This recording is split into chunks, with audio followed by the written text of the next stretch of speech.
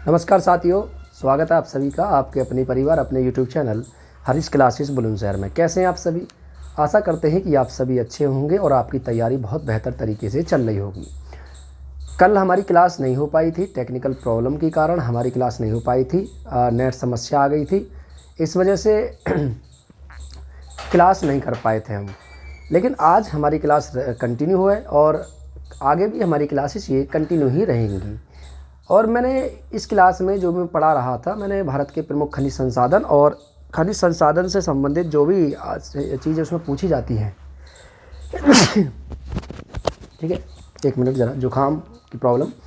तो खनिज संसाधन से संबंधित जो भी एग्ज़ाम में टॉपिक पूछे जाते हैं कि क्षेत्र कहाँ से है, क्या है, कैसे नहीं है, और मैं समय समय पर बताता भी रहता हूँ कि किस तरीके से क्वेश्चन पूछे भी जाते हैं यहाँ से। ठीक है, चलिए, और लास्ट में मैं आपको एक ज़रूरी सूचना भी देने वाला हूँ। ज़रूरी सूचना दिल्ली पुलिस से संबंधित है। आप क्लास को देखते रहिए और लास्ट में दिल्ली पुलिस से संबंधित जो सूचना है उसे सुन करके जाइए कि कितनी वैकेंसियाँ हैं, संभावना है कितनी वैकेंसियों के बारे में वहाँ पे चर्चा की गई है कि जो भी दिल्ली पुलिस की वैकेंसी आने वाली है।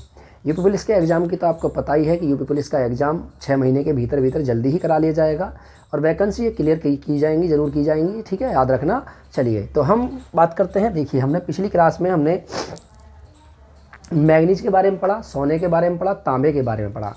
आज हम पढ़ेंगे बॉक्साइड के बारे में। बॉक्साइड होता क्या है और बॉक्साइड, ठीक है, किसका अयस्क होता है सामान्यतः। ठीक है, चलिए शुरू करें, बिना किसी देरी के क्लास को शुरू करते हैं। और टॉपिक है हमारा बॉक्साइड। ठीक है, बॉक्साइड। चलिए, बॉक्साइड की बात करें तो ये क्षेत्र है जहाँ से बॉक्साइड निकाला जाता है। बॉक्साइड उत्पादक राज्य है और उनसे संबंधित क्षेत्र, जैसे कर्नाटक में है, ये रहे कर्नाटक में, तमिलनाडु में ये रहे, ओडिशा में ये रहे, लाहौर, ठीक है, झारखंड में ये रहे, और मध्य प्रदेश में ये रहे, और गुजरात में ये रहा। तो ये प्रमुख बॉक्साइड उत्पादक क्षेत्र हैं जो जहाँ से भारत के राज्य, उन क्षेत्रों से जहाँ से बॉक्साइड निकाला जाता है। चलिए, बॉक्साइड की बात करें तो देखिए, सामान्यतः यह एल्यूमिनियम का अयस्क होता है। किसका अयस्क होता है? बॉक्साइड। बॉक्साइड या बॉक्साइड ना लिख करके हम डायरेक्ट लिख सकते हैं कि यह एल्यूमिनियम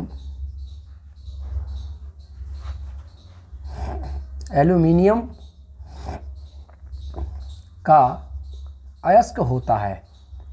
अयस्क होता है। और अयस्क के बारे में मैंने पिछली क्लास में आपको बताया भी था। हर बार मैं अयस्क के बारे में बताता हूँ कि अयस्क वास्तव में होते क्या हैं। और मैंने कहा भी था कि अयस्क, चलिए फिर से एक बार बता देता हूँ कि अयस्क यानी जिन सेलों में खनिजों की प्रधानता ज़्यादा होती है, यानी एक ही प्रकार के खनिजों की प्रधानता ज़्यादा पाई जाती है, ऐसी सेलों को खनिज अयस्क कहा जाता है। ठीक है, याद रखना। तो खनिजों की प्रधानता ज़्यादा, जैसे मान लीजिए एल्यूमिनियम का अयस्क बॉक्साइड, एल्यूमिनियम का अयस्क जो है वो एक चट्टान में ज़्यादा पाया जाता है। अब जब ये ज़्यादा पाया जाएगा तो इसी को अयस्क कहते हैं, जिससे कि एल्यूमिनियम का अयस्क बॉक्साइड है। इसे एल्यूमिना ऑक्साइड भी कहा जाता है। क्या कहा जाता है? इसे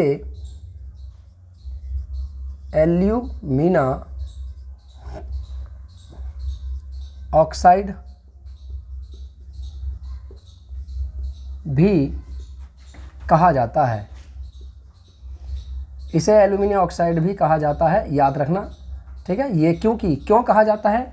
क्योंकि यह एल्यूमिनियम का अयस्क है, इसलिए इसे एल्यूमिनियम ऑक्साइड भी कहा जाता है। यह कोई विशेष खनिज नहीं होता। ठीक है, यह विशेष कोई खनिज नहीं होता है, बल्कि एक चट्टान होती है, एक सेल होती है।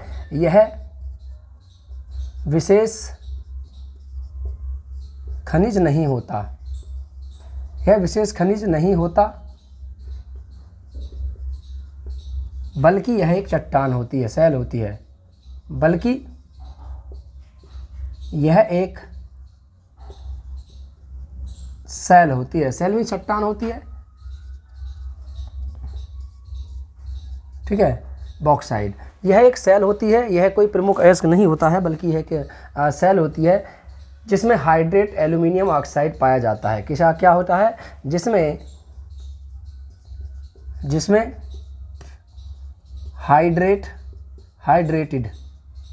हाइड्रेटेड एल्यूमिनियम या एल्यूमिना ऑक्साइड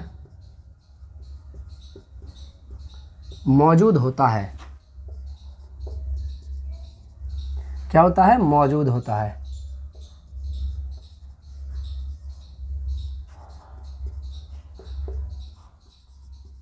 ठीक है, यह कोई खनिज नहीं है बल्कि एक चट्टान है। क्यों है ये चट्टान? क्योंकि इसमें एल्यूमिनिया हाइड्रेट एल्यूमिना के ऑक्साइड पाए जाते हैं, एल्यूमिनियम के ऑक्साइड पाए जाते हैं, इसलिए इसे सेल कहते हैं, ना कि एक खनिज।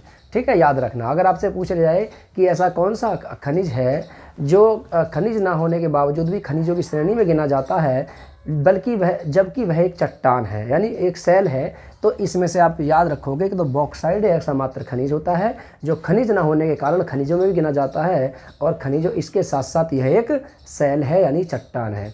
क्यों है? क्योंकि इसमें किसकी उपस्थिति होती है? इसमें हाइड्रेट एल्यूमिना या एल्यूमिनियम की उपस्थिति होती है, और इसे एल्यूमिनियम का अयस्क भी कहा जाता है। याद रखना, ये बॉक्साइड है। ठीक है, चलिए, यह चिकनी मिट्टी के समान होता है, यह चिकनी मिट्टी के समान होता है। यह मुख्यतः कहाँ पाया जाता है? ये कई रंगों में पाया जाता है, और कहाँ कहाँ इसकी उपस्थिति होती है हमें दिखा दिया है। तो चलिए आगे अगला पॉइंट याद रखेंगे कि यह चिकनी मिट्टी के समान, चिकनी मिट्टी के समान, यह चिकनी मिट्टी के समान होता है, समान होता है। कैसा होता है? यह बिल्कुल ऐसा दिखाई देता है जैसे चिकनी मिट्टी होती है, इस प्रकार से ये पाया जाता है, और यह मुख्यतः कई रंगों में होता है। यह मुख्यतः भारत में कई रंगों में पाया जाता है। ठीक है, कई रंगों में पाया जाता है। जैसे इसमें गुलाबी भी रंग होता है, जैसे गुलाबी,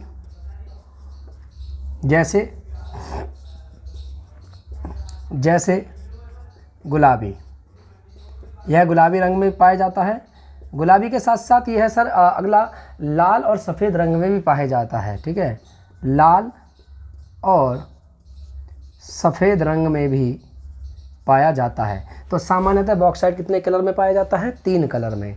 कौन कौन से 3 कलर? एक है आपके गुलाबी कलर, एक है आपके लाल कलर, और एक है आपके सफ़ेद कलर। तो इन 3 रंगों में भारत में मुख्य तौर पर पाया जाता है। और अगर हम इसके एल्यूमिना की बात करें कि इसमें एल्यूमिना का कितने प्रतिशत होता है, तो इसमें एल्यूमिना का, ठीक है, इसमें एल्यूमिना का 55 से लेकर के 65% तक पाया जाता है। कितना? 55% से 65% तक पाया जाता है। इसको आप ध्यान रखना। ठीक है, अगर आपसे पूछे एग्जाम में कि बॉक्साइड में कितने प्रतिशत एल्यूमिनियम की उपस्थिति होती है, इसमें 55 से लेकर के 65% तक एल्यूमिना की उपस्थिति होती है, इसलिए इसे एल्यूमिनियम का अयस्क कहा जाता है। यह भारत में टर्शियरी काल की चट्टानों में पाया जाता है। टर्शियरी का मतलब होता है टर्शियरी, इसका मतलब होता है तृतीय युग की चट्टानें। कौन सी चट्टानें? तृतीय युग की चट्टानों में पाया जाता है। यह किस में पाया जाता है? तृतीय युग की चट्टानों में इसकी मौजूदगी होती है। तो भारत में तृतीय युग यानी तृतीय युग तीसरे युग की चट्टानों में पाया जाता है, जब वो युग चला टर्शियरी निक्षेपों से निकाला जाता है। ठीक है, तो याद रखना, यह भारत में टर्शियरी तृतीय युग की टर्शियरी निक्षेप लिख दे सकते हैं हम, इसमें निक्षेपों में पाया जाता है। ठीक है, यह भारत में टर्शियरी युग की निक्षेपों पर पाया जाता है, यानी तृतीय युग के जो काल में जो चट्टानें बनी, और उन चट्टानों जो इससे पहले यानी प्राथमिक चट्टानें, द्वितीयक चट्टानें, तृतीयक चट्टानें, आपको पता होगा, और इसके आधार पर जो उससे पहले यानी तृतीय काल से पहले की चट्टानें बनी, उन चट्टानों के टूटे फूटे अवसादों के कारण और यहाँ से उनके निक्षेपों के कारण जो चट्टानों का निर्माण हुआ उसे टर्शियरी युग की चट्टानें कहा जाता है। भारत में इनकी मौजूदगी कई जगह होती है, जैसे गुजरात वाले क्षेत्र में खेड़ा एक जगह है, बेलगांव कर्नाटक में है। बाबा बुदन की पहाड़ियाँ कर्नाटक में है, यहाँ पर भी इनकी उपस्थिति पाई जाती है। पालनी पहाड़ियाँ तमिलनाडु में, यहाँ भी इनकी उपस्थिति पाई जाती है। ओडिशा में संबलपुर, बोलांगीर, कालाहांडी, पंचमपंतली, कोरापुल, यहाँ पर भी इनकी उपस्थिति पाई जाती है। झारखंड में लोहरदंगा और इसके साथ साथ अमरकंटक मध्य प्रदेश, कटनी मध्य प्रदेश, इनमें इन चट्टानों की उपस्थिति पाई जाती है और इन्हीं से ही निकाला जाता है बॉक्साइट। भारत में बॉक्साइट की उपस्थिति इस प्रमुख राज्यों में कौन कौन से? गुजरात है, कर्नाटक है, तमिलनाडु है, ओडिशा है, झारखंड है। इसके अलावा टर्सरी निक्षेपों का विस्तार किन किन क्षेत्रों में पाया जाता है? तो देखिए, आइए जानते हैं इनका विस्तार। तो टर्सरी युग का विस्तार, ठीक है। टर्सरी निक्षेपों का विस्तार मैं यहीं लिख देता हूँ, विस्तार। तो विस्तार से आप समझ सकते हैं कि इनका विस्तार कहाँ कहाँ पाया जाता है। विस्तार किसका? टर्सरी निक्षेपों का विस्तार कहाँ कहाँ पाया जाता है? प्रायद्वीपीय भारत के पठारी क्षेत्र में कहाँ पाया जाता है? प्रायद्वीपीय भारत के नंबर फर्स्ट, प्रायद्वीपीय भारत के कौन सा?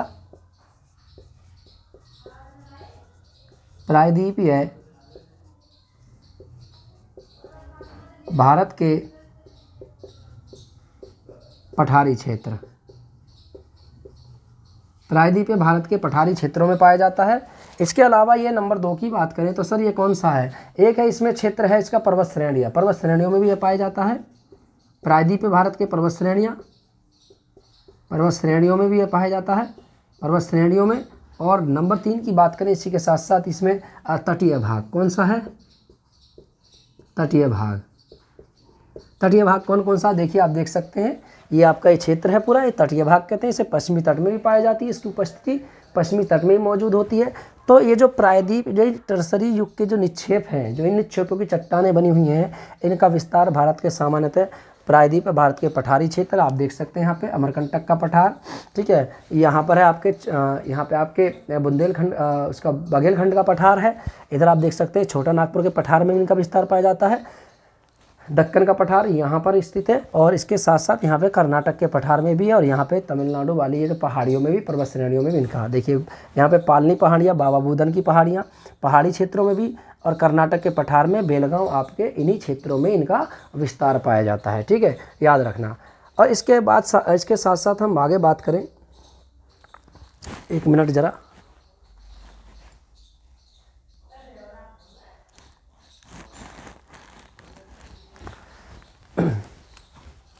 एक मिनट ज़रा, ज़्यादा इंक डल चुकी है तो वो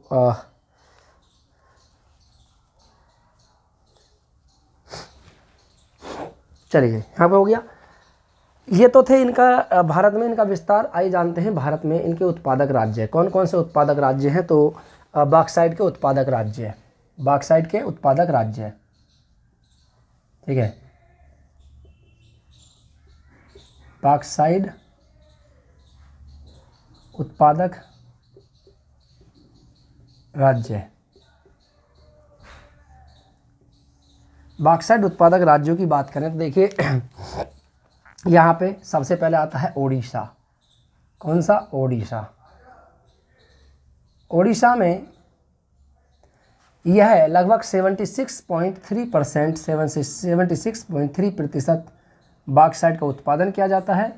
और ओडिशा में देखिए कई क्षेत्र हैं। ओडिशा में कौन कौन से क्षेत्र हैं? जैसे संबलपुर ओडिशा में पड़ता है, यहाँ से भी बॉक्साइट निकाला जाता है। इसके साथ साथ बोलांगीर, यहाँ से भी बॉक्साइट निकाला जाता है। कालाहांडी, यहाँ से भी बॉक्साइट निकाला जाता है। इसके साथ साथ पंचपतनपल्ली, ठीक है, पंचपतनपल्ली, यहाँ से भी बॉक्साइट निकाला जाता है। और कोरापुट, यहाँ से भी आपके बॉक्साइट की उपस्थिति मौजूद होती है, यानी बॉक्साइट निकाला जाता है। तो ओडिशा में 76.3% बॉक्साइट अकेले ओडिशा राज्य से निकाला जाता है उत्पादक राज्यों में। और इनमें से कुछ प्रमुख क्षेत्र, और इन क्षेत्रों को मैंने यहाँ इंडिकेट किया है। यहाँ पर है संबलपुर, छोटा नागपुर के पठार, और यहाँ पे दंडकारण्य का इसका विस्तार भी है छत्तीसगढ़ में।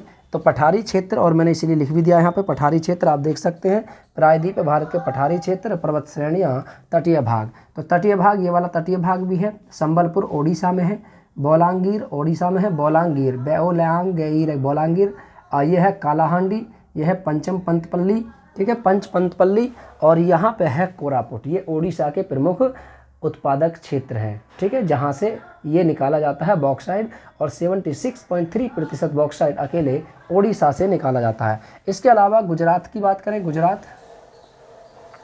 गुजरात से 7.3% बॉक्साइड कहाँ से निकाला जाता है, गुजरात से। और गुजरात में देखिए स्थल है खेड़ा के अलावा सर यहाँ भावनगर और जामनगर, खेड़ा के अलावा कौन कौन सा है, भावनगर और जामनगर, ये ओडिशा से निकाला जाता है। कहाँ से, ओडिशा से। एक तो होता है भावनगर और एक होता है सर जामनगर, ठीक है, जामनगर। तो भावनगर और जामनगर ओडिशा यहाँ से निकाला जाता है, और इसके साथ साथ ये खेड़ा से, यानी गुजरात में खेड़ा से निकाला जाता है। तो 7.3% कहाँ से निकाला जाता है, आपके गुजरात से। इसके अलावा झारखंड की बात करें तो झारखंड में आप देख सकते हैं, झारखंड से बॉक्साइड निकाला जाता है, ये भी 7.3% बॉक्साइड झारखंड से निकाला जाता है। और झारखंड में लोहरदंगा, कौन सा है, लोहरदंगा। तो लोहरदंगा क्षेत्र आप देख सकते हैं, ये लिख रखा मैंने यहाँ पे, ये जो यहाँ पे है, इस क्षेत्र में से ही बॉक्साइड की उपस्थिति प्राप्त होती है। उसके बाद देखें छत्तीसगढ़ से भी निकाला जाता है, मैंने यहाँ लिखे नहीं है, छत्तीसगढ़ की बात करें तो छत्तीसगढ़ में कुछ क्षेत्र हैं। छत्तीसगढ़ में कौन कौन से क्षेत्र हैं जहाँ से बॉक्साइड निकाला जाता है, तो यहाँ पर एक पड़ता है सर अमरकंटक का पठार। तो जो मध्य प्रदेश और छत्तीसगढ़ दोनों में ही है, इसे बोलते हैं सर अमरकंटक का पठार, अमरकंटक का पठार। तो छत्तीसगढ़ में अमरकंटक के पठार से बॉक्साइड की उपस्थिति मौजूद होती है। और अमरकंटक आपके मध्य प्रदेश वाले क्षेत्र की से भी लगा हुआ है। तो अमरकंटक मध्य प्रदेश और आपके छत्तीसगढ़, इस वाले भाग से निकाला जाता है आपके बॉक्साइड छत्तीसगढ़ में। इसके अलावा सर बात करें तो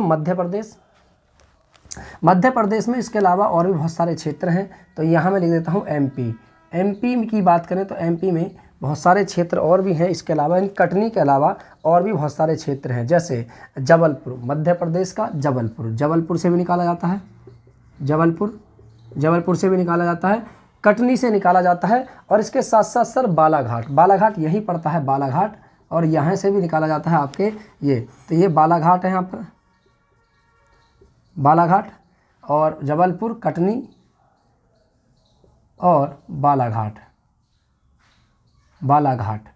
यहाँ से निकाला जाता है आपके बॉक्साइड। और देखिए एग्जाम में आपसे डायरेक्टली ये नहीं पूछेगा कि कहाँ से, किस यानी कौन से राज्य से निकाला जाता है, बल्कि ये पूछ लेगा कि उस राज्य का क्षेत्र का नाम क्या है जहाँ से बॉक्साइड निकाला जाता है। और इसमें कटनी जो है, कटनी ये सबसे अहम है, महत्वपूर्ण है। कटनी सबसे ज़्यादा बॉक्साइड उत्पादक क्षेत्र है मध्य प्रदेश का, ठीक है।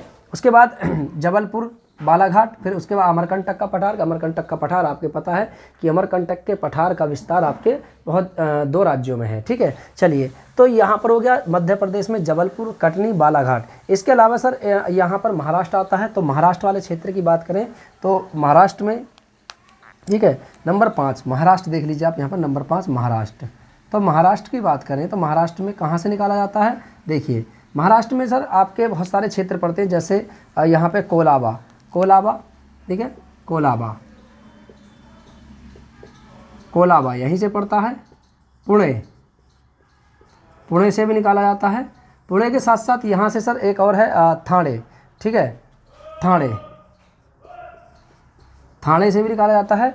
और एक और है सर यहाँ पर रत्नागिरी, कौन सा है, रत्नागिरी से भी निकाला जाता है, रत्नागिरी से भी निकाला जाता है। और एक और सर यहाँ पे सतारा, कौन सा है, सतारा महाराष्ट्र, नासिक, ठीक है। तो यहाँ से भी ये निकाला जाता है, ठीक है। ये आपके कौन सा बॉक्साइड, तो महाराष्ट्र में कोलाबा, पुणे, थाने, रत्नागिरी, सतारा, इनसे बॉक्साइड की उपस्थिति मौजूद होती है। महाराष्ट्र से अगर आपसे पूछ लिया जाए कि भारत के महाराष्ट्र राज्य से बॉक्साइड निकाला जाता है, उसमें से क्षेत्र कौन कौन से हैं, तो कोलाबा है, थाने है, रत्नागिरी है, सतारा है। ये प्रमुख क्षेत्र वो क्षेत्र हैं महाराष्ट्र के जहाँ से बॉक्साइड निकाला जाता है। और इसलिए मैंने यहाँ लिखा भी है कि टर्सरी निक्षेपों का जो विस्तार है वो तटीय भाग में पाया जाता है। तो आप तटीय भाग वाले क्षेत्र है ये, तटीय भागों में। इसके अलावा सर हम इसके बाद अगर हम बात करें कर्नाटक की, तो कर्नाटक में बेलगांव से निकाला जाता है, बाबा बुदन की पहाड़ियों से निकाला जाता है, कर्नाटक में। इसके अलावा सर हम बात करें तमिलनाडु, तो तमिलनाडु में पहाड़ियाँ पड़ती है, इसका नाम है पालनी पहाड़ियाँ बॉक्साइड उत्पादन की दृष्टि से महत्वपूर्ण मानी जाती हैं, ठीक है। चलिए यहाँ तक हो गया। आइए जानते हैं इसके भंडारक राज्य, भंडारक राज्यों की बात करें तो जिस तरीके से उत्पादक राज्यों में ओडिशा नंबर 1 पर आता है, इसी तरीके से भंडारक राज्यों में ओडिशा नंबर 1 पे ही आता है। तो भंडारण और उत्पादक दोनों ही दृष्टि से बॉक्साइट के मामले में ओडिशा प्रथम स्थान रखता है भारत का। ठीक है, चलिए उसके बाद हम दूसरे नंबर की बात करें तो सर आंध्र प्रदेश दूसरे नंबर पर आता है, किस में, भंडारण क्षमता के आधार पर। ठीक है, पहले आप इसको नोट कर लीजिए, उसके बाद आगे चलते हैं हम। ठीक है, चलिए इसको नोट कीजिए फटाफट जल्दी, आपके पास केवल 1 मिनट है, स्क्रीनशॉट ले लीजिए।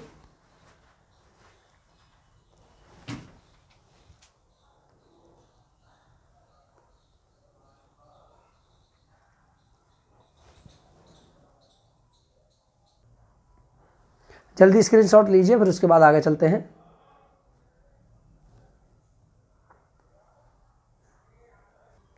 चलिए देखिए, ठीक है, अभी तक हमने देखा कि इसके उत्पादक राज्य, आइए जानते हैं बॉक्साइट के भंडारक राज्य कौन कौन से हैं। ठीक है, तो बॉक्साइट के भंडारक राज्य, बॉक्साइट के भंडारक राज्य,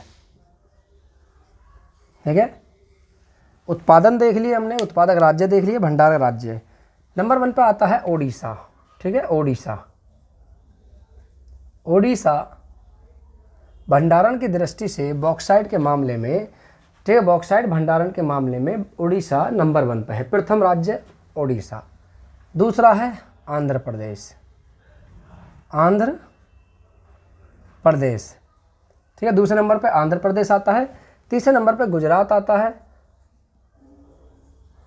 गुजरात, और चौथे स्थान पर आता है आपके झारखंड। कौन सा आता है? झारखंड। चौथे स्थान पर झारखंड आता है बॉक्साइट भंडारण के मामले में। ठीक है, चलिए यहाँ तक हो गया। अभी तक हमने बॉक्साइट के बारे में पढ़ा कि बॉक्साइट होता क्या है। बॉक्साइट की बात करें तो मैंने बताया था कि बॉक्साइट जो है यह एल्यूमिनियम का अयस्क होता है, इसलिए इसे एल्यूमिनियम ऑक्साइड भी कहा जाता है। और इसमें जो उपस्थिति मौजूद होती है वो एल्यूमिनियम ऑक्साइड की मौजूदगी उपस्थिति होती है। यह एक खनिज नहीं है बल्कि एक चट्टान है, यह एक सेल है। सेल क्यों है? क्योंकि इसमें किसकी मौजूदगी पाई जाती है? एल्यूमिनियम ऑक्साइड की मौजूदगी होने के कारण इसे क्या कहा जाता है? एक सेल भी कहा जाता है, जबकि एक खनिज नहीं है। खनिज होने के बावजूद भी ये खनिजों की श्रेणी में, खनिज ना होने के बावजूद भी है खनिजों की श्रेणी में ही गिना जाता है। भारत में सामान्यतः 3 रंगों में प्राप्त होता है, गुलाबी, लाल और आपके सफ़ेद, 3 रंगों में प्राप्त होता है। इसमें एल्यूमिनियम की उपस्थिति 55 से लेकर के 65% तक पाई जाती है, ये मैंने बताया अभी।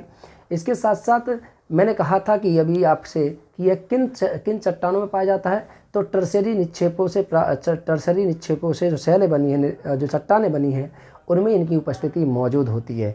सामान्यतः भारत में इसके उत्पादक राज्यों की बात करें तो नंबर 1 पे ओडिशा आता है। ओडिशा के साथ साथ फिर आता है आपके गुजरात, गुजरात के साथ साथ आपके झारखंड आता है, फिर छत्तीसगढ़ आता है, इसके साथ साथ फिर एमपी आता है, एमपी के बाद फिर महाराष्ट्र आता है, ठीक है, कर्नाटक है, तमिलनाडु है। इस प्रकार से इनकी मौजूदगी हर जगह उपस्थित होती है। तो भारत में यह किस में पाया जाता है? 3 क्षेत्रों में इसका विस्तार है। किसका? टर्सरी निक्षेपों का 3 क्षेत्रों में विस्तार है। प्रायद्वीप पठारी क्षेत्र है, ठीक है, इसके साथ साथ पर्वत श्रेणियाँ हैं और इसके साथ साथ फिर तटीय भाग है ये आपके। ठीक है, चलिए यहाँ तक हमने चीज़ें देखी।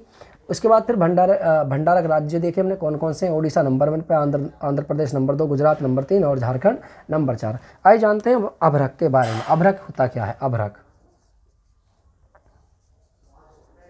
अभ्रक, ठीक है, अभ्रक माइका कहते हैं इसे, माइका। ठीक है, आपने सुना होगा माइका, और माइका के बारे में अच्छे तरीके से जाना भी होगा कि माइका होता क्या है। ठीक है, चलिए तो हम बात करते हैं सर अभ्रक की। इसे माइका कहते हैं अभ्रक की। यह प्लेटों अथवा सेलों के रूप में पाया जाता है, यानी क्षैतिज क्रम में पाया जाता है। ठीक है, कौन सा अभ्रक? अभ्रक की बात करें तो यह सेलो एवं, ठीक है, यहाँ लिख देता हूँ, यह सेलो एवं, यह सेलो एवं क्षैतिज क्रम में, क्षैतिज क्रम में पाया जाता है, पाया जाता है। ये क्षैतिज क्रम में पाया जाता है। ये बहुत मुलायम होता है, याद रखना। और इसके लगभग कम से कम 1000 परतें कई 1 सेंटीमीटर या 2 सेंटीमीटर के रूप में ही समाहित हो जाती हैं, इसलिए इसे परतों के रूप में, इसलिए यह परतों के रूप में पाया जाता है। ये क्षैतिज क्रम में पाया जाता है और क्यों क्यों क्षैतिज क्रम में पाया जाता है, क्योंकि मैंने अभी बताया था कि अगर इसकी 1000 प्लेटों को अगर हम एक साथ रख दें, यानी क्षैतिज प्लेटों को एक साथ रख दें, तो लगभग इसकी मतलब कुछ सेंटीमीटर मोटाई में ही 1000 प्लेटें समाहित हो जाती हैं। और ये क्षैतिज क्रम में पाया जाता है। शैलो एवं क्षैतिज क्रम में इसकी उपस्थिति मौजूद होती है। एक पारदर्शक तथा लचीला पदार्थ होता है। ठीक है, क्या होता है? यह पारदर्शक, यह पारदर्शक तथा लचीला होता है। क्या होता है? पारदर्शक तथा लचीला होता है। इसको आप ध्यान रख लेना। क्या होता है सर? पारदर्शक तथा लचीला होता है। यह पारदर्शक तथा लचीला होता है। इसके साथ साथ यह आग्नेय तथा कायांतरित चट्टानों में पाया जाता है। ठीक है, यह भारत में आग्नेय तथा कायांतरित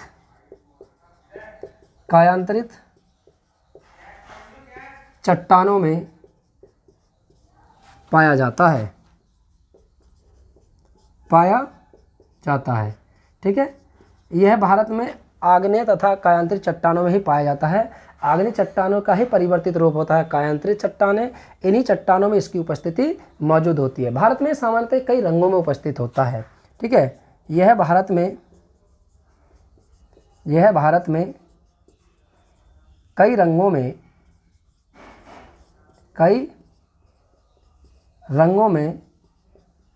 मौजूद होता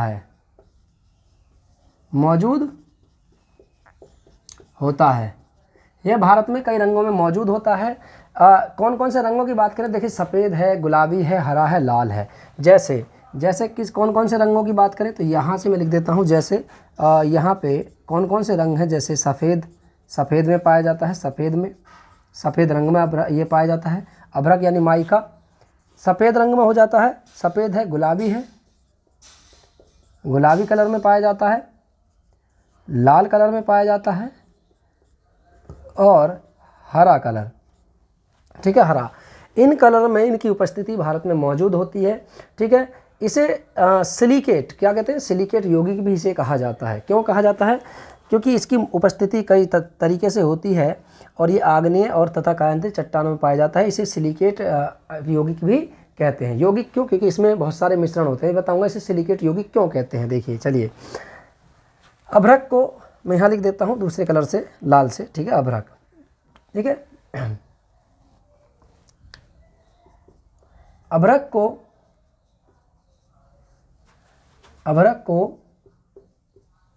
सिलिकेट यौगिक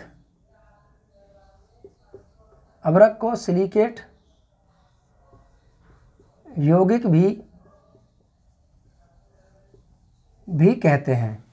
अभ्रक को सिलिकेट यौगिक भी कहते हैं। क्यों कहते हैं इसे सिलिकेट यौगिक? क्योंकि इसमें कई सिलिकेटों की मौजूदगी होती है। जैसे इसमें कौन कौन से तत्व मौजूद होते हैं? क्यों कहते हैं इसे? क्योंकि इसमें नंबर फर्स्ट एक तो पोटेशियम की उपस्थिति होती है। पोटेशियम, सोडियम इनकी उपस्थिति होती है। पोटेशियम की उपस्थिति होती है, सोडियम की उपस्थिति होती है। इसके साथ साथ इसी में एक तत्व और मिलता है जिसे कहते हैं लिथियम। तो इनकी उपस्थिति इसमें होती है। किसकी? लिथियम की भी। लिथियम तो लिथियम की उपस्थिति भी इसमें मौजूद होती है। ये कलर दिख रहा है, नहीं दिख रहा? शायद मैं एक बार देख लेता हूँ। ठीक है, ज़्यादा नहीं दिख रहा है। चलिए मैं लाल कलर से लिख देता हूँ। ये सही से स्पष्ट नहीं दिखाई दे रहा और मार्कर सही से नहीं चल रहा है शायद। अभी चलिए मैं इसको अच्छे से कर दूंगा। ठीक है, चलिए, तो इसलिए मैं लाल कलर से लिख देता हूँ यहाँ पे। ठीक है, देखिए हाथ भी ब्लैक वैसे हो गए हैं। चलिए, तो इसमें लिथियम की उपस्थिति मौजूद होती है, इसीलिए इसे सिलिकेट यौगिक भी कहा जाता है। क्या कहा जाता है? सिलिकेट यौगिक। क्योंकि इसमें पोटेशियम यानी के, सोडियम यानी N और लिथियम यानी Li, लिथियम, इनकी उपस्थिति होती है। इसमें Li लिथियम की उपस्थिति होती है। इस कारण इसे सिलिकेट यौगिक भी कहा जाता है। इसका उपयोग सामान्यतः किसमें किया जाता है? उपयोग की बात करें तो इसका उपयोग सामान्यतः विद्युत में और नंबर 2 इलेक्ट्रॉनिक्स उपकरण बनाने में, इलेक्ट्रॉनिक्स उपकरण बनाने में इसका उपयोग किया जाता है। किसका? अभ्रक का। अभ्रक का उपयोग सामान्यतः विद्युत और इलेक्ट्रॉनिक उपयोग की वस्तुएं बनाने में इसका प्रयोग किया जाता है। इलेक्ट्रॉनिक उपकरण बनाने में इसका उपयोग किया जाता है। सामान्यतः ये कई किस्मों के रूप में पाया जाता है। भारत में इसकी कई किस्में पाई जाती हैं। ठीक है, किस्में, तो प्रमुख किस्मों की बात करें यहाँ पे, प्रमुख किस्में भारत में सामान्यतः ये कई किस्मों में पाया जाता है, जिसमें से कई किस्म में, जैसे कि मुख्य तौर पर देखा जाए तो यह भारत में 3 किस्मों के रूप में पाया जाता है। 3 किस्म कौन कौन सी होती हैं? तो भारत में यह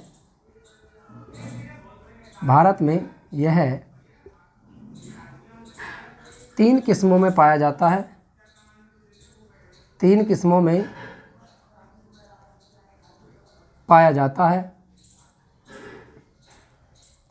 3 किस्म कौन कौन सी होती है? एक होता है श्वेत। नंबर फर्स्ट की बात करें तो श्वेत अभ्रक।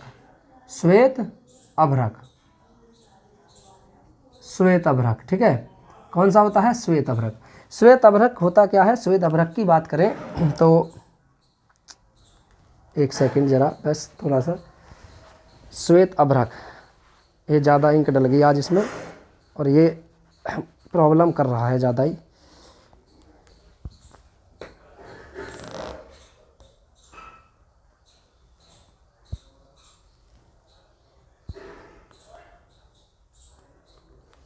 एक सेकंड बस।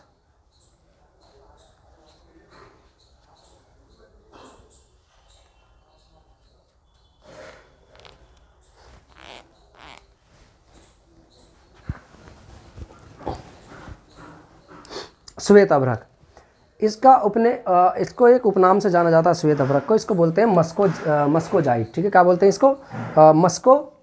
मस्कोबाइट। ठीक है, उपनाम की बात करें तो इसका एक उपनाम है। उपनाम की बात करें तो इसका नाम है मस्कोबाइट। इसका एक उपनाम है जिसे मस्कोबाइट के नाम से जाना जाता है। उपनाम क्या है इसका? मस्कोबाइट। इसे मस्कोबाइट के नाम से जाना जाता है। इसका श्वेत अभ्रक को मस्कोबाइट के नाम से जानते हैं। इसे रूबी अयस्क भी कहते हैं। क्या कहते हैं? इसे रूबी अभ्रक भी कहा जाता है। यह सबसे उच्च किस्म का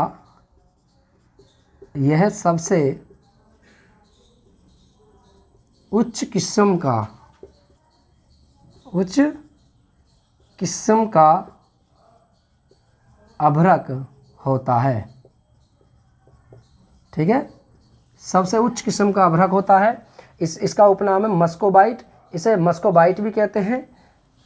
यह सफ़ेद धारियाँ, इस पर सफ़ेद धारियाँ होती हैं। ठीक है, इसे रूबी अभ्रक भी कहते हैं। इस पर सफ़ेद धारियाँ पाई जाती हैं। इस पर सफ़ेद धारियाँ पाई जाती हैं। इसलिए इसे रूबी अयस्क भी कहते हैं। सबसे उच्च किस्म का अभ्रक होता है, इसे श्वेत अभ्रक कहते हैं। याद रखना, 3 किस्में होती हैं। एक श्वेत अभ्रक होता है, उपनाम इसका मस्कोबाइट होता है। दूसरे की बात करें तो इसमें से दूसरा जो अभ्रक आता है इसका नाम है पीत अभ्रक। क्या नाम है? पीत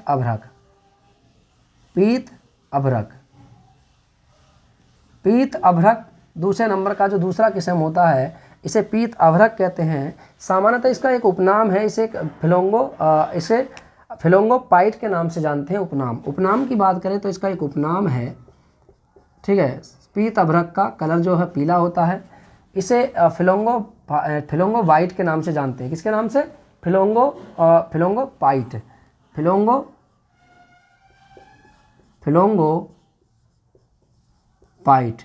इसे फिलोंगोपाइट के नाम से जाना जाता है। याद रखना, इसे फिलोंगोपाइट कहते हैं। पीत अभ्रक को फिलोंगोपाइट भी कहा जाता है। इसका एक उपनाम है, पीले कलर का होता है, पीत अभ्रक। दूसरे एक और होता है सर तीसरे अभ्रक की बात करें सर, तीसरा जो अभ्रक है इसे हम कहते हैं श्याम अभ्रक। क्या बोलते हैं? श्याम अभ्रक।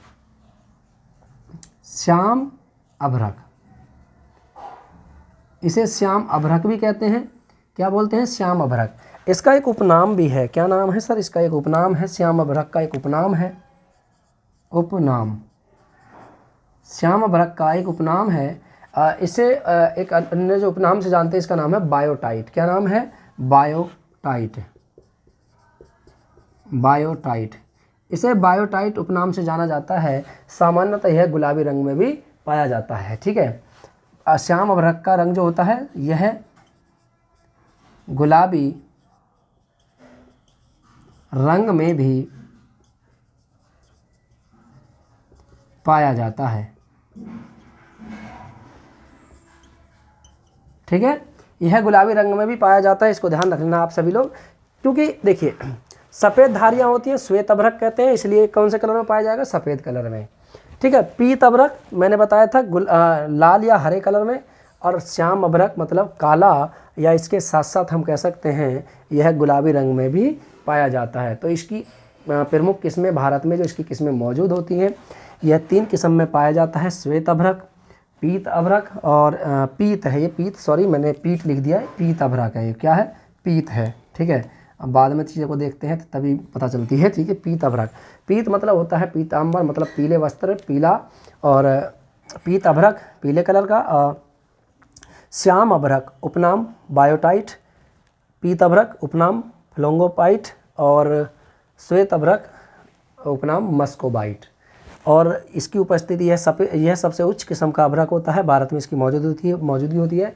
भारत अभ्रक उत्पादन में विश्व में प्रथम स्थान रखता है। ठीक है, अभ्रक के उत्पादन में भारत का पूरे विश्व में प्रथम स्थान है। इसको ध्यान रख लेना आप सभी लोग। और कहाँ कहाँ पाया जाता है इसके बारे में हम बात करेंगे आगे। ठीक है, पहले आप इसको नोट कर लीजिए, उसके बाद आगे बात करते हैं इसके उत्पादक राज्य, कौन कौन से इसके उत्पादक राज्य हैं। जल्दी नोट कीजिए फटाफट।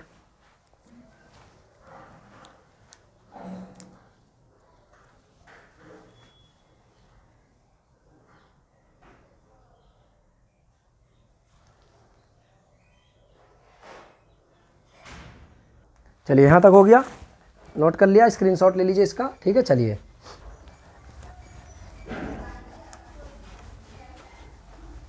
ये तो थे इसके अभ्रक के प्रमुख किस्म।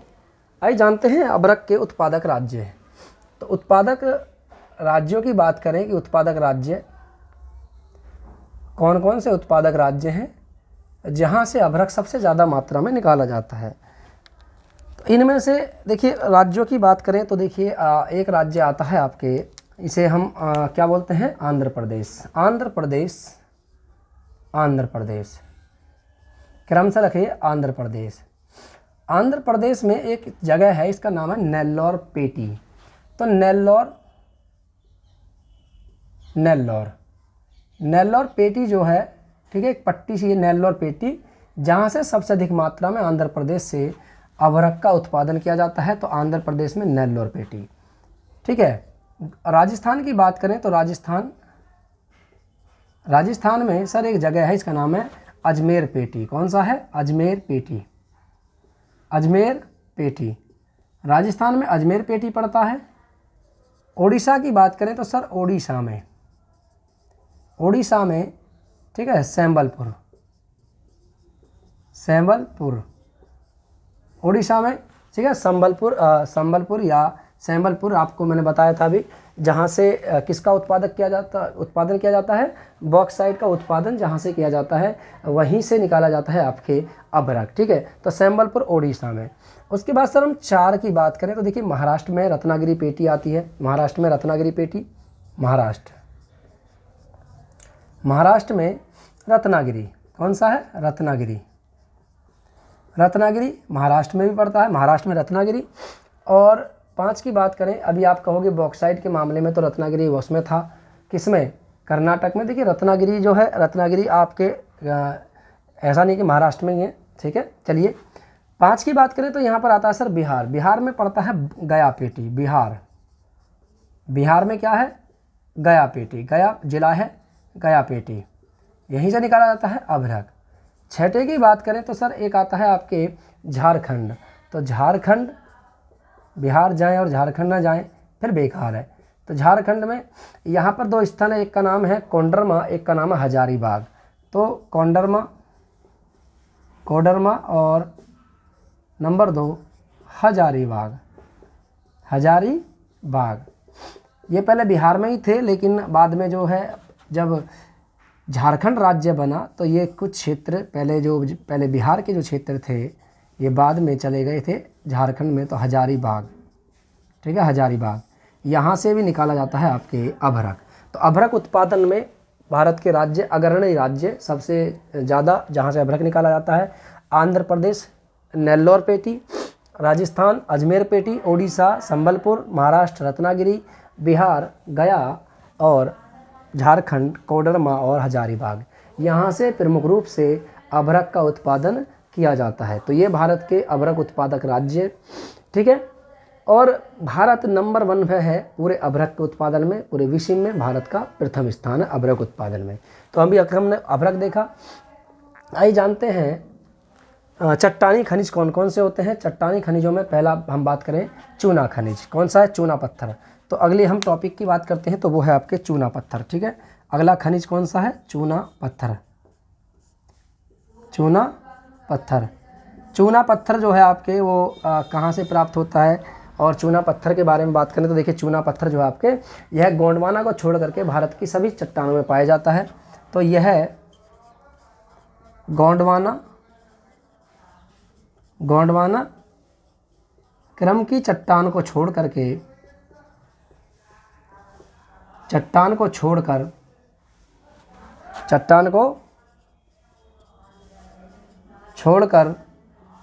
भारत में सभी चट्टानों में पाया जाता है। सभी चट्टानों में पाया जाता है। और इसमें भी कि सबसे ज़्यादा ये अवसादी चट्टानों में मुख्यतः यह भारत में अवसादी चट्टानों में पाया जाता है। भारत में अवसादी चट्टानों में पाया जाता है। किसमें? अवसादी चट्टानों में पाया जाता है। और देखिए आपको यहाँ पे थोड़ी सी आवाज़ ज़्यादा आ रही होंगी, और क्योंकि मैंने दरवाज़ा खोल रखा है, खिड़की खोल रखी है ज़्यादा प्रकाश आने के लिए, और 5-5 यहाँ पे बल्ब भी जल रहे हैं और लाइट भी जल रही है 50-50 वाट की, तो जिससे कि आपको पूरा अच्छी तरीके से दिख जाए। आने वाले समय में डिवाइस ले आएंगे और डिवाइसों को फिर डिवाइस जो होती है जैसे आवाज़ को फ़िल्टर करके आगे करती हैं। तो अभी थोड़ा सा देख लीजिए, थोड़ा सा प्रॉब्लम होगी क्योंकि यहाँ पे बहुत चिल्लाते हैं। आगे सामने एक फल गोदाम भी है जहाँ फल रखे जाते हैं, तो लोग सुबह यहाँ पर गाड़ियाँ लोड करने के लिए आते हैं तो बहुत शोर करते हैं यहाँ पे। और क्योंकि इस रात को हम वीडियो इसलिए नहीं बनाते क्योंकि प्रकाश थोड़ा कम रह जाता है, सुबह को मॉर्निंग में ही वीडियो बनानी पड़ती है, शाम को क्लास आपको देनी पड़ती है, तो इसलिए बहुत सारी समस्याओं का सामना भी करना पड़ रहा है हमें। लेकिन पढ़ाई नहीं रुकनी चाहिए बिल्कुल भी। याद रखना, कुछ हमारे नीचे वाले भी चिल्लाते रहते हैं, पता नहीं क्या करते हैं, समझ नहीं आता इतना क्यों चिल्लाते हैं, पता नहीं। जो बातें आसानी से आराम से हो सकती हैं उन्हीं को चिल्ला करके ये बोलते हैं। तो मैं दरवाज़ा ही बंद कर लेता हूँ, मेरा बेहतर ऑप्शन यही है। जब हमारे पास ऑप्शन है तो हम क्यों जाएँ दूसरे की तरफ, ठीक है। चलिए अब थोड़े कम हो जाएंगे, अब आवाज़ थोड़ी कम हो जाएगी, याद रखना इसको, ठीक है। चलिए, तो यहाँ तक आपकी समझ में आ रहा होगा बहुत अच्छी तरीके से, बेहतर तरीके से। आई होप कि आप लोग अच्छी तरीके से समझ रहे होंगे, याद रखना। तो चूना पत्थर की बात करें तो ये भारत में गोंडवाना क्रम की चट्टानों को छोड़ करके सामान्यतः ये भारत में सभी चट्टानों में पाया जाता है। और मुख्य तौर पर ये किस चट्टान में पाया जाता है? अवसादी चट्टान। अवसादी चट्टान किसे कहते हैं? अवसाद का मतलब होता है छुटे हुए कुछ पार्टिकल, कण, या फिर जैसे मान लीजिए कोई चीज़, जैसे सोना है। सोना मुख्य तौर पर शुद्ध रूप में नहीं पाया जाता, इसमें चांदी की उपस्थिति होती है, इसमें अन्य तत्वों की उपस्थिति होती है। इसी तरीके से सोने को जब हम शुद्ध करते हैं तो चांदी बच जाती है। चांदी क्या है? सोने का अवसाद है। तो ये अवसाद होता है, जैसे नदियाँ गाद मिट्टी लेकर के आती हैं और जब समुद्र में गिरती हैं तो गाद मिट्टी को वहीं छोड़ देती हैं, अवसादों को वहीं छोड़ देती हैं। इसी तरीके से इन्हें अवसाद कहते हैं। तो भारत में कुछ ऐसी चट्टानों का निर्माण हुआ जिन्हें अवसादी चट्टान कहते हैं। ये चट्टानें कैसे बनी? ये जो आपके आग्नेय चट्टान थे, ठीक है, रूपांतरित चट्टान, इनके जो टूटे हुए कण थे जिनको जल और वायु के द्वारा एक स्थान से दूसरे स्थान पर ले जाकर के इकट्ठा कर दिया गया, उनके जमाव के कारण जो चट्टानें बनी इन्हें अवसादी चट्टानें कहा गया। भारत में चूना पत्थर अवसादी चट्टानों में मुख्य तौर पर निकाला जाता है, ठीक है। चलिए आइए जानते हैं इसका उपयोग कहाँ कहाँ होता है? ठीक है, उपयोग कि चूना पत्थर का उपयोग कहाँ कहाँ होता है?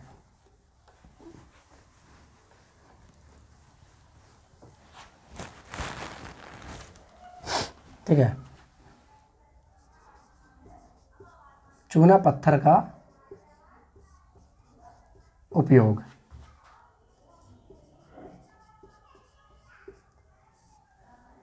चूना पत्थर के उपयोग की बात करें तो देखिए इसका जो उपयोग है सामान्यतः कई तौर पे किया जाता है। जैसे इसका सबसे ज़्यादा महत्वपूर्ण इसका उपयोग है वो है सीमेंट उद्योग में। कौन से में? सीमेंट उद्योग। सीमेंट उद्योग में इसका जो प्रतिशत है लगभग कम से कम 76% इसका उपयोग किस में किया जाता है? तो चूना पत्थर का प्रयोग 76% जो उपयोग है वो सीमेंट बनाने में किया जाता है। किसमें? 76% जो इसका उपयोग है वो सीमेंट बनाने में किया जाता है। हम कह सकते हैं कि मुख्यतः इसका उपयोग किया जाता है। इसका उपयोग मुख्यतः इसका उपयोग किया जाता है सीमेंट बनाने में। तो सीमेंट बनाने में इसका उपयोग किया जाता है। लौह इस्पात में भी इसका उपयोग किया जाता है। लौह इस्पात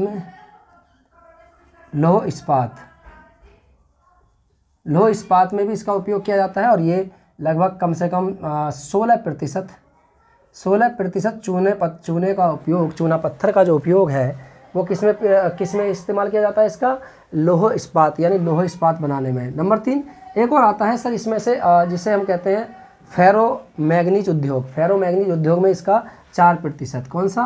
फेरो मैग्नीज उद्योग। ठीक है, फेरो मैग्नीज उद्योग में भी इसका इस्तेमाल किया जाता है और लगभग कम से कम 4% का उपयोग इसमें किया जाता है। किसमें? इसमें फेरो मैग्नीज उद्योग में इसका इस्तेमाल किया जाता है। इसी के साथ साथ सर इसका जो उपयोग किया जाता है वो कागज़ उद्योग में किया जाता है। कागज़ उद्योग में इसका इस्तेमाल किया जाता है। ठीक है, चीनी उद्योग में इसका उपयोग किया जाता है। चीनी मिट्टी के बर्तन, चीनी उद्योग में इसका उपयोग किया जाता है। और इसके अलावा सर एक और आता है यहाँ पर, इसे बोलते हैं उर्वरक उद्योग। कौन सा बोलते हैं? उर्वरक उद्योग। उर्वरक उद्योग में भी इसका बहुत अधिक मात्रा में इस्तेमाल किया जाता है, लेकिन चूने पत्थर का सबसे अधिक मात्रा में जो उपयोग किया जाता है वो किया जाता है सीमेंट बनाने में। सीमेंट इसके बगैर नहीं बन सकता, ध्यान रखना है इसमें। सीमेंट में चूना पत्थर होता है और इसके साथ साथ इसके जमाव को अधिक दूर तक रोकने के लिए इसमें जिप्सम मिलाया जाता है। जिप्सम का मात्रा ठीक है कितने प्रतिशत होती है? 2.4%, 2 से लेकर 4%, यानी 3% 4% तक समथिंग में होती है इसमें किसकी? जिप्सम की मात्रा, इसके जमाव को रोकने के लिए। ठीक है, चलिए यह कैल्शियम, मैग्नीशियम तथा कैल्शियम कार्बोनेट से बनी चट्टानों में पाया जाता है। इसके अलावा अवसादी चट्टानों के अलावा यह कहाँ पाया जाता है? अन्य, ठीक है, अन्य प्राप्ति की बात करें तो यह है कैल्शियम,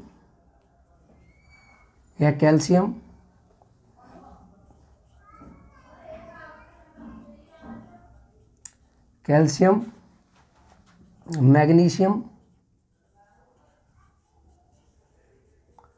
तथा कैल्शियम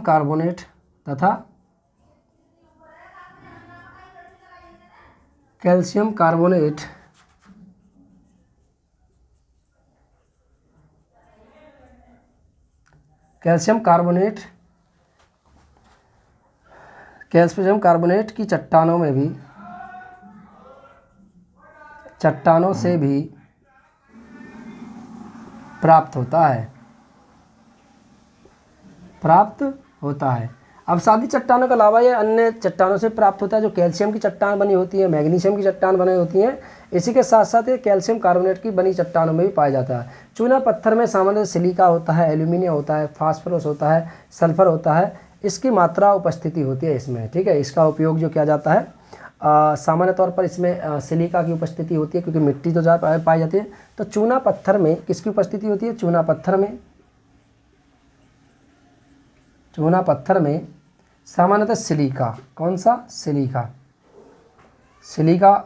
सिलिका होती है, सिलिका। इसके साथ साथ एलुमिना, ठीक है,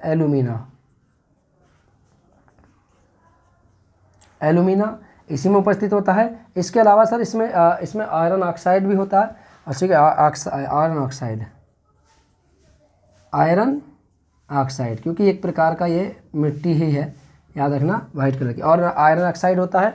इसके अलावा सर इसमें उपस्थिति होती है फास्फोरस की, फास्फोरस और सल्फर। ये सभी के सभी कम मात्रा में उपस्थित होते हैं। किसमें? चूना पत्थर में। होते तो हैं लेकिन बहुत कम मात्रा में इनका उपयोग होता है। चूने पत्थर का उपयोग बहुत कम मात्रा में इसके रूप में भी होता है, एल्यूमिनिया के रूप में भी इसका बहुत कम मात्रा में उपयोग होता है, क्योंकि इसमें इन तत्वों की मौजूदगी होती है, इन पदार्थों की, इन खनिजों की उपस्थिति होती है, इसलिए चूने पत्थर का प्रयोग इनमें भी बहुत कम मात्रा में किया जाता है। ठीक है, चलिए, तो आई होप कि आज की आपकी क्लास आपको अच्छी लगी होगी, बहुत अच्छी लगी होगी। क्लास अच्छी लगे तो आप कंटिन्यू क्लास को करते रहिए, और क्लास को करते रहिए। जहाँ आपको कमी दिखे या नहीं समझ में आए, मैंने कहा है आपसे, अगर समझ में नहीं आ रहा है तो आप कमेंट कर दीजिए। क्लास आज आपको बहुत अच्छी तरीके से दिख रही होगी, बस थोड़ी सी आवाज़ की प्रॉब्लम है, थोड़ा सा, क्योंकि बहुत शोर करते हैं यहाँ पे, तो इसलिए आवाज़ थोड़ी सी बाहर की आवाज़ ज़्यादा आती होगी। और रात में मैं इसलिए वीडियो नहीं बनाता हूँ क्योंकि रात में कभी कभी लाइट की प्रॉब्लम हो जाती है। दिन में ये होता है कि चलिए खिड़की खुली हुई है तो इतना प्रभाव नहीं पड़ेगा, थोड़ा सा प्रभाव पड़ेगा। ठीक है, चलिए, जरूर अनाउंसमेंट ये था मेरा कि दिल्ली पुलिस में जो आपको पिछली बार जो वैकेंसी निकली थी 7,544 वैकेंसी, वो पूरी नहीं हो पाई थी। तो इस बार ये सुनने में आया कि दिल्ली पुलिस में इस बार 5,000 प्लस में वैकेंसी आने वाली हैं, लेकिन 5,000 नहीं है वो। पूरी तरीके से अगर देखा जाए तो लगभग 9,046 वैकेंसियाँ दिल्ली पुलिस में इस बार हैं, जिनमें से बहुत सारे पद हैं, कांस्टेबल के पद भी हैं, एसआई के पद भी हैं, बहुत सारे पद हैं। और आप दिल्ली पुलिस की तैयारी करते रहिए। दिल्ली पुलिस में सबसे ज़्यादा अहम होता है जीके जीएस का। जिसने जीके जीएस अपनी कंप्लीट कर ली, जीके जीएस अगर आपने कंप्लीट कर ली तो आपका सिलेक्शन कोई नहीं रोक सकता। 15 नंबर की मैथ आती है, 25 नंबर की रीजनिंग आती है, और इसके साथ साथ 50 नंबर की जीएस, 10 नंबर का कंप्यूटर आता है। अहम योगदान होता है जीएस का ही। 50% अकेला घेर रखा है उसने, और इसके साथ साथ 10% जो 10% जो होता है उसमें से कंप्यूटर, वो 10% भी आप जीएस में ही पढ़ोगे। तो आप तैयारी बना के रखिए। जीके जीएस कहाँ से करें या समस्या आती है तो आप हमारे चैनल को ज्वाइन कर लीजिए, नहीं करा है तो कर लीजिए, ज़रूर कर लीजिए। सब्सक्राइब नहीं किया है तो ज़रूर कर लीजिए, वीडियो नहीं देखी तो देख लीजिए। ठीक है, फिर पछताओगे नहीं तो फिर। चलिए, तो आज की क्लास को हम यहीं रोकेंगे, फिर मुलाकात होगी आपसे नेक्स्ट क्लास में। और अभी मैं दिल्ली पुलिस को लेकर के एक वीडियो लेकर आऊँगा, पूरा एकदम वैकेंसी सब बताऊँगा इसमें। तो अब मुलाकात करेंगे आपसे नेक्स्ट क्लास में, तब तक के लिए नमस्कार, जय हिंद और जय भारत, नमस्ते।